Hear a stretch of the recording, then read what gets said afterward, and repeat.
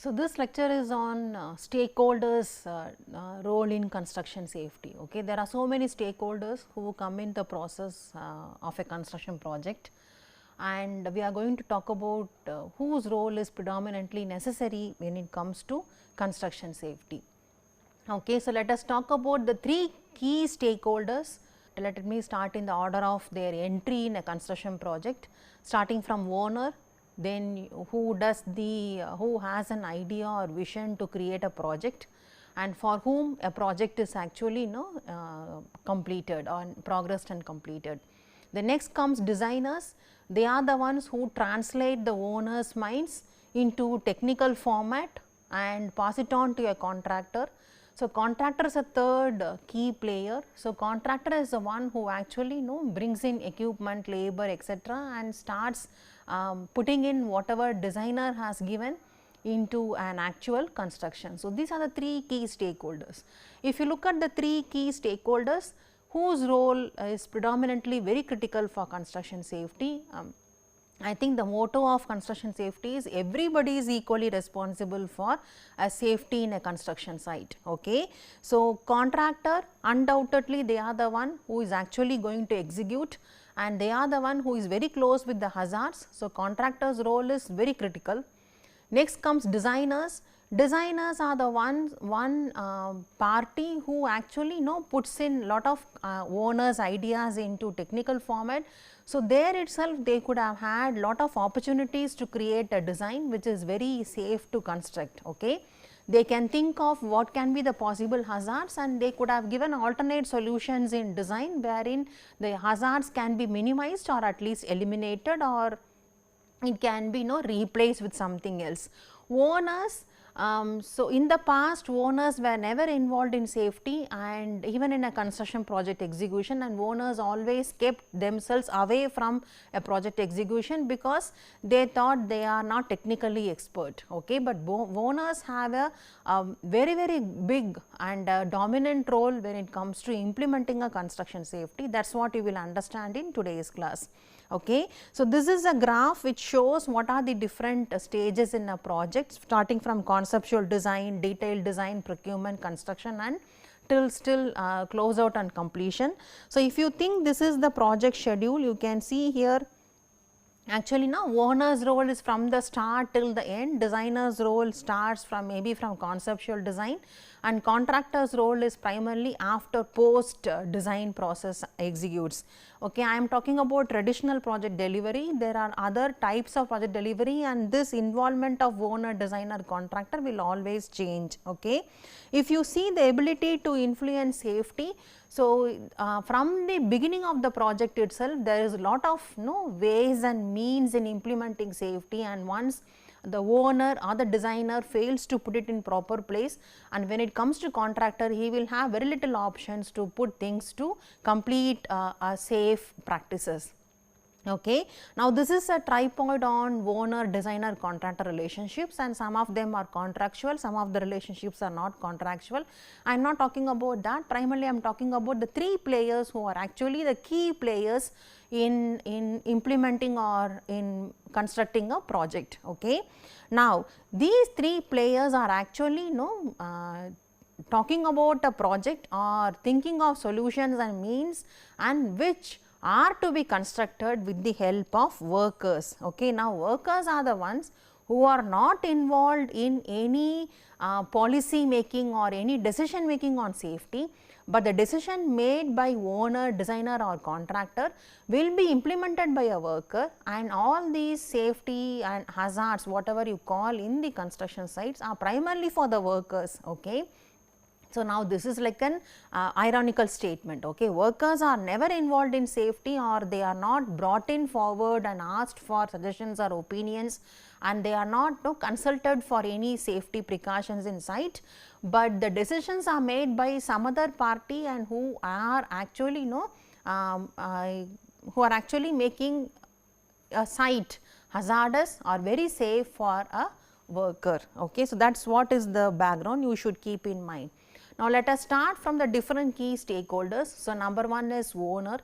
owner or client. So, now who is a client or a owner? So, they are the person for whom a project is actually carried out. So, the first person whenever you say project is initiated, then owner is the first party with whom the project gets initiated. Okay. So, there is a research article which says 45% of sites have lot of fatality had happened because the clients or the owners, they had failed to put or support a project in terms of safety, starting from the design stage or starting from the conceptual stage. Okay. So, when these and there are a lot of articles also show owners were very reluctant in the past to get involved in safety. Okay. But the actual situation is owners should take a proactive role in safety, and owners role in construction safety started only from 1980s or so in many of the developing countries. Okay. And owners, since they are the key players from the start of the project till the completion of a project, construction project, so they have all possible ways of implementing or enforcing safety in a construction site. So, first of all, the owner should have a clear objective on safety, and when he has a clear objective on safety, that there should be no death or no major injury to happen in a construction site, and this has to be communicated in the project through lot of ways. Okay. Now, we are going to see what are all the different ways in which a owner is communicating the safety or importance of safety in a construction project. Okay. And major two issues are, he can select a designer who knows how to design a project very safely, thinking of the hazards in execution or hazards in a construction site. The next one is selecting a safe contractor and who can take care of their workers. So, his primary role will be to select a safe designer and also to select a safe contractor. Now, when it comes to selection of a safe contractor, designer, there is not many principles available. We will talk about designing little later. Now, when it comes to selecting a safe contractor, how can a owner select a contractor or choose a contractor and then assume that he is very safe or he is going to execute the project safely in a site? Okay. So, there are some statistic measures and there are some means by which it can be done. Okay. Number one is the olden time or the traditional time of awarding a project to L1 is no longer valid right now. Okay. Many owners are really keen in promoting quality, safety, performance and so on. There are a lot of new normal performance indicators available in so many projects which are coming up recently. So, the awarding a project to L1 who is primarily a low financial bidder is no longer a valid scenario right now. Okay. So, now what are the different data you can collect from a bidder? So, during bidding stage itself, you can evaluate or assess a contractor whether he will perform or whether he will execute a project safely in a construction site. Okay. So, some metrics which you can collect from a contractor or a bidder from the last 5 years of his work experience are injury incident rates or recordable injury rates, first aid injury cases, then loss ratio or experience modification ratio. Like this, there are some statistics available and you can collect in the previous projects, maybe for past 5 years based on your project sensitivity and seriousness on safety. You can accordingly get the data required during the bidding stage itself from all the probable bidders. Then job site safety inspections, and now once contractor assesses a bidder and selects somebody as a person who can execute a project safely, his role should not stop only in just selecting a contractor, okay, safe contractor. So, the assumption should not be selecting a safe contractor means he will implement safety in this particular project also. Okay. So, there are other ways of looking at the scenario. Okay. So, you can also make the contractor get his own job site safety inspections, project safety plans that he submitted in the previous projects, or maybe accident history or records of OSHA citations and fines that he has done in the past. litigation related to injuries, whether he has went to court trials or maybe arbitration cases in the past due to some injuries or unexpected events which happened in the past. Okay, how has he trained the workers or staff, and what is his control on subcontractors, how is his equipments available, and what are his maintenance policies on equipment, because equipment malfunctions also can lead to lot of injuries. Like this, there are so many statistics and measures through which an owner can select a contractor who will be safe based on the previous experiences. Now, as I told you, just because you select a contractor based on his past performance and you assume that he will be safe, it does not mean you can just keep quiet and relax in the current project, because there should be some means of enforcing the contractor to work safely in this particular project also. Okay. One broad area or the place where a owner can touch upon safety in a construction project is contract clauses. So, what do you mean by contract clauses, and what are the different ways with which a owner can enforce safety in the ongoing project? Okay, number one is address safety in the construction contract. So, the key way is to get all the documents necessary in the bidding stage itself. For example, how many times he has to do job site inspections or safety trials, what are his plans for job hazard analysis, okay, if there is an emergency or any hazard happens, so what is his plans for an execution or evacuation plans. So, like this there can be so many ways of asking or implementing through contract clauses.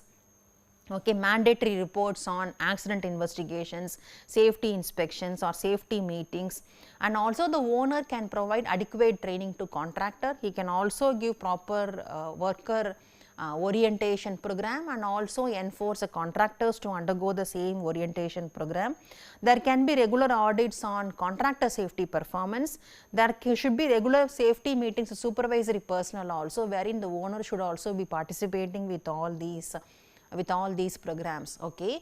So, number one is, if a owner can completely get himself involved in a project, then with the safety caution in mind, I think safety can be really enforced in a project. Okay. Now, the next player is designer. Okay. So, now do designer have a real role in safety, or can they do something regarding construction safety, because they are ahead of construction project progress itself. Okay.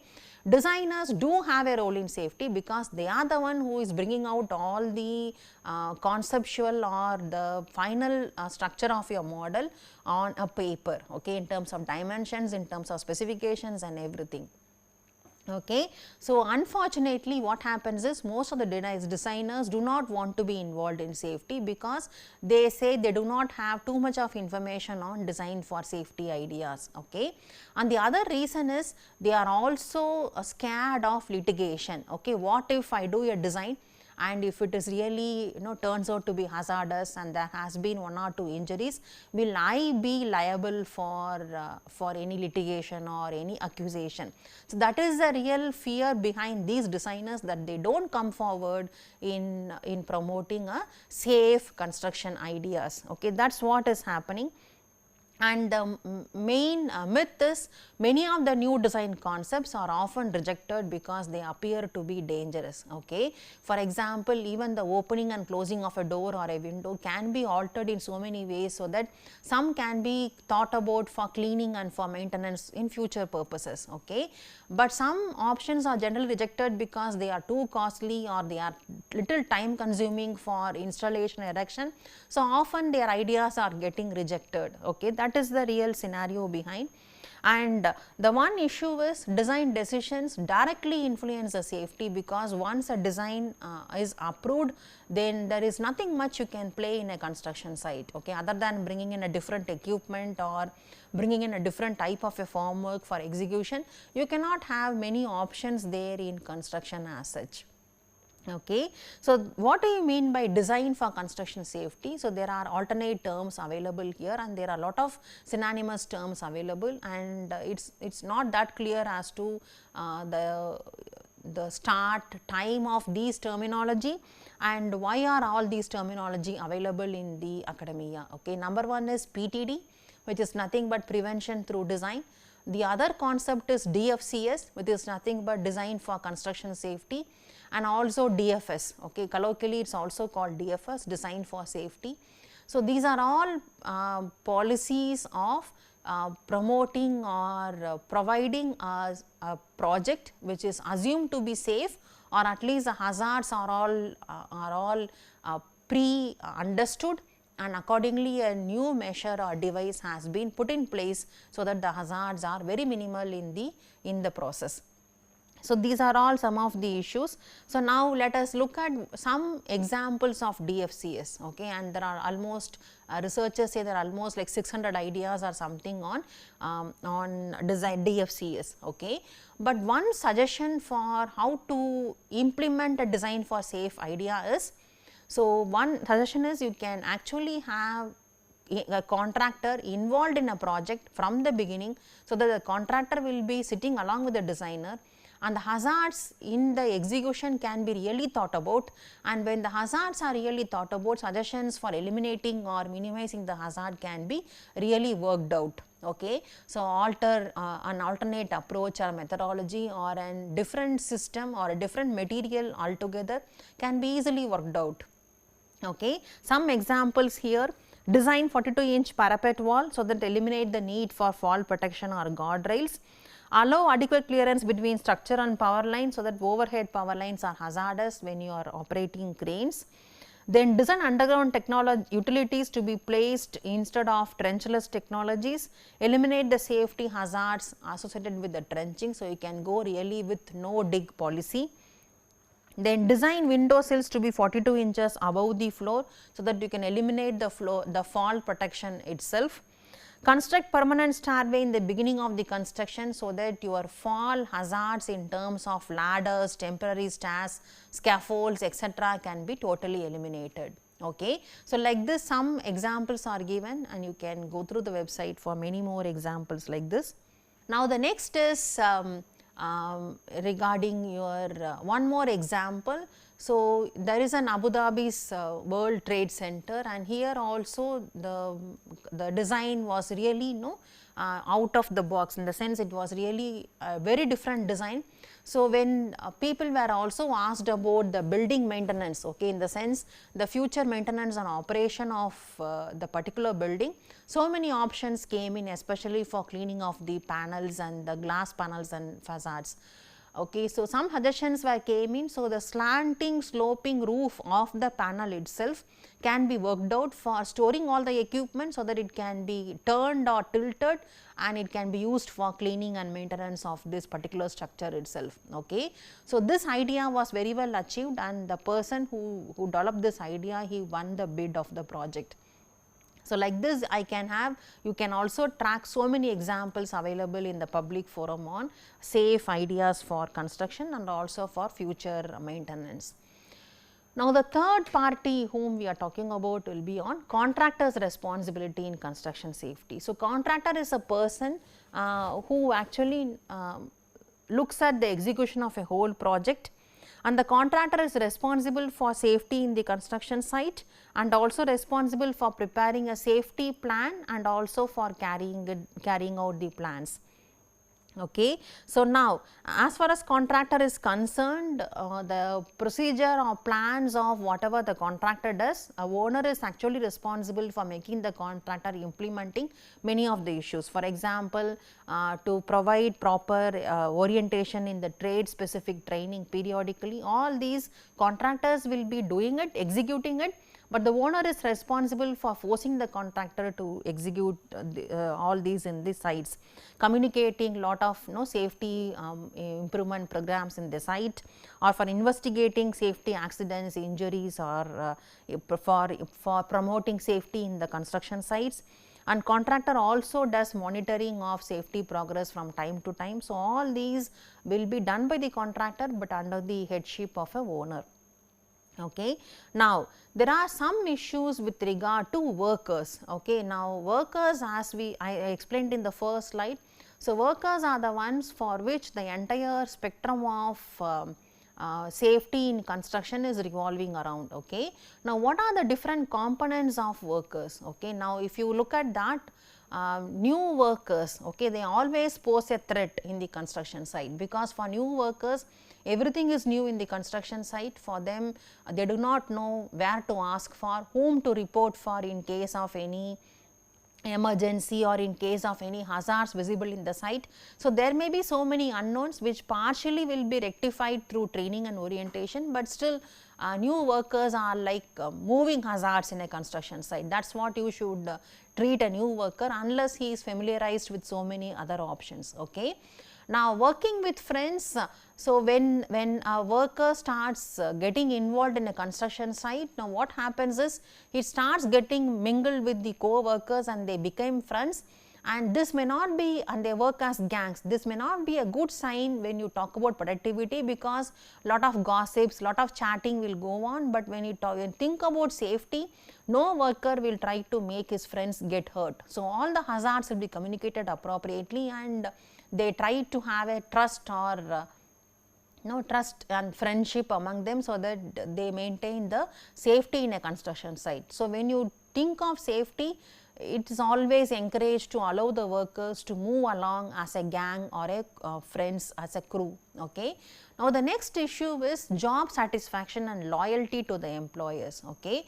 Suppose if the workers are not paid adequately, what happens is they always try to mess up with some equipment, or they do not work properly, or they do not take the training or the orientation very seriously. So, their mind is always in terms of switching over to another job. Okay. And what happens here is these workers will not be taking care of reporting any faulty equipment or reporting any hazards and so on. So, whenever a worker is recruited, you have to keep in mind that he should be satisfied and he should be happy, and the employer-employee relationship should be maintained properly. Okay. So, but it is very difficult to satisfy a person in a job. This applies to any job and any person. For example, to a worker, maybe 1 month additional salary will be, they will be very happy. For some workers, maybe some coupons on daily markets or something additionally they will feel very happy. So, the different satisfaction levels are there for different workers. Okay. So, you have to also investigate that. And the last one is treat the workers with respect. Okay. And not after all, they are doing a different job, but they are also human beings with the same ego and hurt.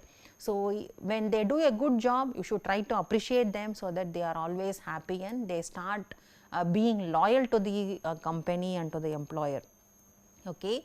Now, what are the workers' responsibility in a construction site? Workers are really the direct influence on any injury or accident. Okay. When any accident or injury happens, it is one worker or someone who is really involved in the scene, and they are the first direct cause for any accident. Okay. So, now what are the different characteristics of the worker, or how should the workers behave in a construction site? So, the workers have the right to be shown to safety, in the sense they should always have all access to health and safety information, and they should be working in a healthy and safety environment, which implies all the safety and health codes, procedures, standards, whatever guidelines given in the project, everything should be followed with proper care.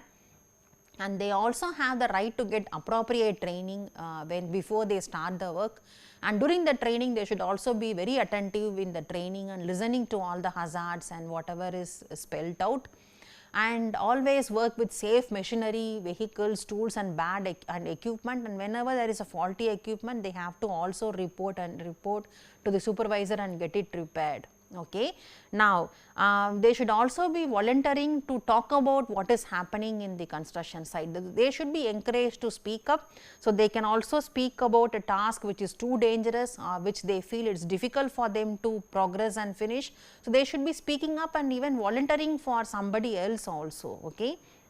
That should be primarily promoted in the construction sites, and they should also know the health and safety procedures in their workplace, including emergency procedures, so that in terms of emergency they should know how to escape from the site, okay, and be safe.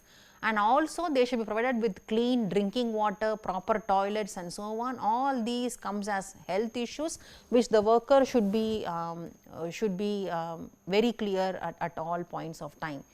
And the last is the workers should have the rights to workers compensation, and they should be wearing PPE at all times in the construction sites.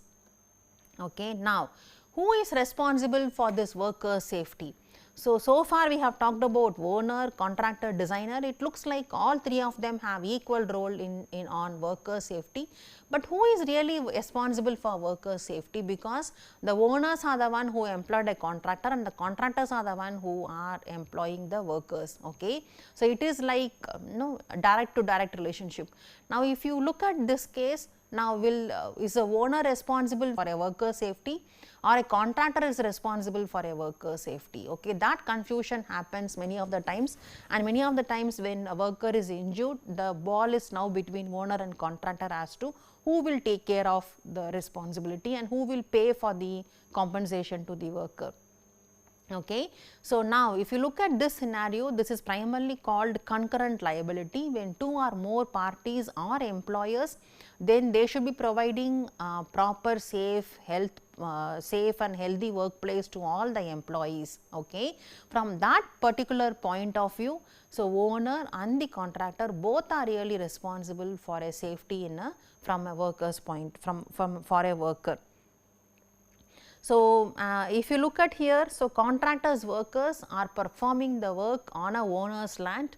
So, indirectly owner and contractor together are responsible for safety in a construction site. Okay. So, it will be unacceptable to say that you relied on a contractor to identify hazards, but still the owner also has to take care of all the positive steps and measures to see to that the workers are safely working in the site, and contractors also have to see to that the workers are given a safe place of work and they are not asked to work in an unsafe place and mess up with something. Okay. So, now let us move on. Employer responsibilities, it applies to either owner or the contractor. Both of them are responsible as per the OSHA guidelines, provide a workplace which is free from serious hazards, comply with appropriate safety standards, make sure employees use safety tools and equipments, and they should also know how to properly maintain the equipment, use color codes, posters, labels or signs to warn the employees of any potential hazards, provide medical examinations and training when required by OSHA standards, then keep records of any injuries and illnesses and post these records, and also provide access to these records to the employees so that they know what are the hazards available and how many people in the past have had an injury or met with an accident in the past. Okay, now let us talk about government. So, is government really responsible for construction safety? From the beginning I have been telling, so safety is, everybody is responsible for construction safety. Okay. Now, what about the government? So, this is not with respect to public or private projects. In general, government also has a responsibility on safety. Okay. So, primarily in two forms, one is they serve as legislators and the other one is they act as bureaucrats or caretakers. One is they serve as legislators or politicians who pass laws. Okay. So, they can actually enforce safety through those laws, and the caretakers are the bureaucrats who administers the law. Okay. So, the government's role should be to require construction safety planning for both design construction in all projects, to develop a safety information highway of injury data, hazards and available safeguards.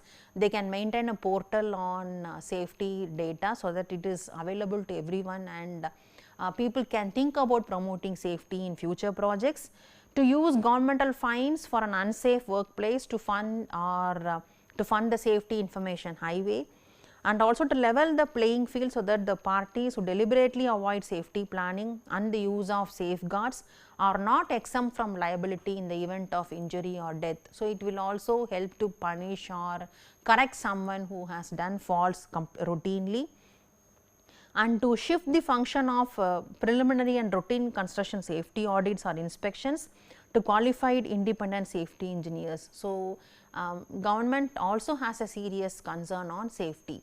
Okay. Now, if you see this picture, so workers are at the real last level and owners are in the real first level, and government is little at a higher level. Now, we are not going to include government in this picture now. Now, if you look at owner, designers and contractors, so there is something with regard to safety emphasis now. Okay. So far safety is measured in terms of negative indicators, which are also called lagging indicators, which implies accident. If you want to see safety in terms of positive side, then there should be some leading indicators. Okay. There are some leading indicators which are available in safety research these days, starting from safety climate, safety culture, safety behavior and so on. Okay. Now, what are these terminology? Most of these terminology are little confused and interchangeably used in literature, but there is a slight difference and there is a regular definition for each of these terms, which we are going to see in today's class. Okay. So, safety culture is always a top down approach. So, top down organizational chart you have, right. So, that is what is a safety culture. So, safety culture starts from the top management and it starts flowing down into the complete organization. Safety climate is actually the workers' perception. So, it starts going from the bottom up approach, okay, or the perceptual approach. So, safety climate is actually like a byproduct of safety culture only. Okay. So, when the accidents or injuries they occur infrequently and are not effective indicators of safety performance, there is a different sort of a safety performance called safety behavior, okay, which is actually measured in two forms. One is safety compliance and the other one is safety participation. Okay. So, safety participation is nothing but voluntary in nature. Okay. What do you mean by safety participation is joining in orientation program, joining in a training program and giving your best in learning and getting a knowledge on safe procedures in construction site. So, safety participation is primarily a self motivated or a voluntary stuff. Safety compliance is like a mandatory stuff, okay, wherein if there is some standards, some codes and whether if you want to wear PP, all these has to be done in accordance with the laws or safety regulations or safety standards available in a particular place. Okay. So, safety compliance talks about a particular activity of a worker or a group and who has to follow something, some procedure or some behavior in a construction site. Okay. So, now if you see here safety culture is primarily top down, safety climate is bottom up. Top down means owner influenced organizational attributes, and safety climate is primarily from worker influenced top bottom up attitude, and safety performance is actually into two terms, compliance and participation. So, compliance is nothing but your mandatory stuff which you have to follow, or it shows a behavior of a person in a construction site, and participation is more voluntary and it also shows how you will behave, show behaviors later on as a result of participating in lot of programs in the sites. Okay. So, with this I am just winding up. Thank you.